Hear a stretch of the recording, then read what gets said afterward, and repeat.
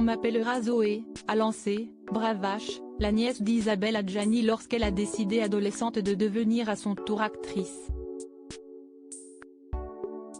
Elle n'a d'ailleurs pas voulu voir les films de sa tante pour ne pas succomber au mimétisme. J'ai appris à me protéger, lâche-t-elle. Cela a pu être difficile qu'on m'identifie à elle, mais cela m'a aussi permis de me forger. J'ai eu tout à prouver. Depuis 3 ans, je commence seulement à regarder ses films récents. C'est un réel plaisir de découvrir son travail sans en avoir le cœur piqué. Ses premiers pas de comédienne, Zoé les a fait en 4e dans l'arrière-pays niçois où elle vivait avec sa mère. Sa professeure de français a alors incité sa classe à écrire une pièce. Depuis je n'ai plus lâché, glisse-t-elle. Après un premier film, Cerise, tourné à 15 ans, Zoé passe son bac. Et rafle une mention au passage grâce à un 19 en théâtre et un 19 en philo. C'était important vis-à-vis de moi-même de me dire que j'en étais capable et d'obtenir un diplôme d'État, confesse-t-elle. Sa voix est déjà toute tracée. Jouer l'aide à canaliser son hostilité vis-à-vis de l'autorité. Elle ira de fait un temps vivre chez ses grands-parents. J'ai eu une enfance un peu sauvage et solitaire, admet-elle. Je disparaissais pendant des heures dans la forêt ou la campagne. Interpréter des rôles m'a aidé à transformer cette énergie dont je ne savais pas quoi faire. À comprendre de quoi j'étais faite et à me mettre au service de quelque chose. Montée à la capitale, elle multiplie les castings. On la voit dans une pub Chanel tournée par Sofia Coppola. Elle apparaît dans des films exigeants comme Les Amandiers de Valeria Bruni Tedeschi. J'adorais être la nouvelle Lara Croft et escalader un immeuble de 30 étages à 24 ans, elle est aujourd'hui l'une des héroïnes de la série événement de la rentrée, Fille du feu, sur France 2. Elle y campe Morgie, une jeune fille perturbée, qui tombe amoureuse du juge qui persécute les femmes de sa famille, considérées comme des sorcières. Une intrigue nourrie des écrits d'un homme de loi qui a mené une oppression féroce contre de nombreuses femmes à la Renaissance. Une histoire qui dénonce le patriarcat, comme le faisait dans un tout autre genre le film Cigare au miel où elle donnait la réplique à Amira Khazar.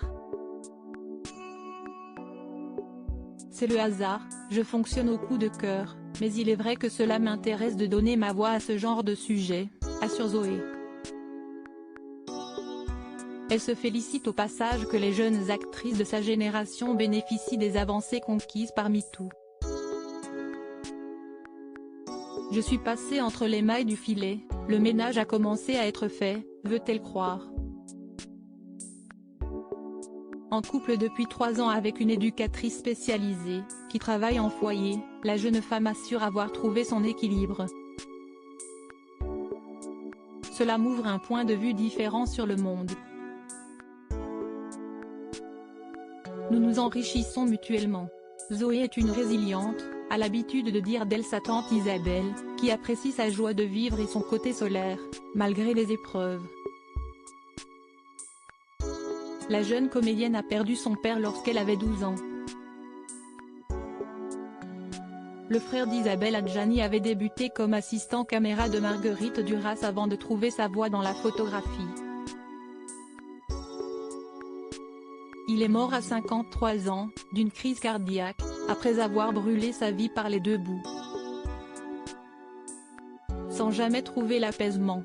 Tout est une histoire de transformation et de volonté, concède Zoé. Un deuil, un échec, un traumatisme. On peut en faire des choses constructives et lumineuses. C'est aussi pour mon père que je n'ai jamais voulu abandonner mon nom, comme on a pu me le conseiller. C'est son héritage et mon cadeau pour lui. La jeune femme a une conscience aiguë du côté passager de l'existence.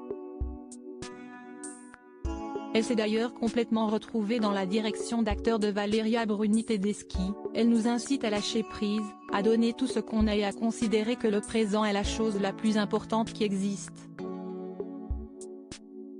Une philosophie de vie pour Zoé: je ne fais aucun plan et suis incapable de me projeter. Pour les vacances, je suis partie bivouaquer en Suisse sur un coup de tête. J'aime l'aventure. Se verrait-elle, prochainement, dans un film d'action? J'adorais être la nouvelle Lara Croft et escalader un immeuble de 30 étages, ose-t-elle dans un grand éclat de rire. Pour l'heure, la comédienne noircit des carnets en vue de passer à la réalisation. Un jour. Je sais que je le ferai mais rien ne presse, philosophe-t-elle avant de confier une autre de ses envies. Jouer au théâtre avec sa tante. Ne lui reste plus qu'à prendre la plume et à écrire une pièce, la challenge-t-on alors. Et à la convaincre surtout de bien vouloir l'interpréter. Plaisante-t-elle? Cet article est à retrouver dans le Gala N Degré 1576, disponible dans les kiosques ce jeudi 24 août 2023. Crédit photo, Christophe Clovis.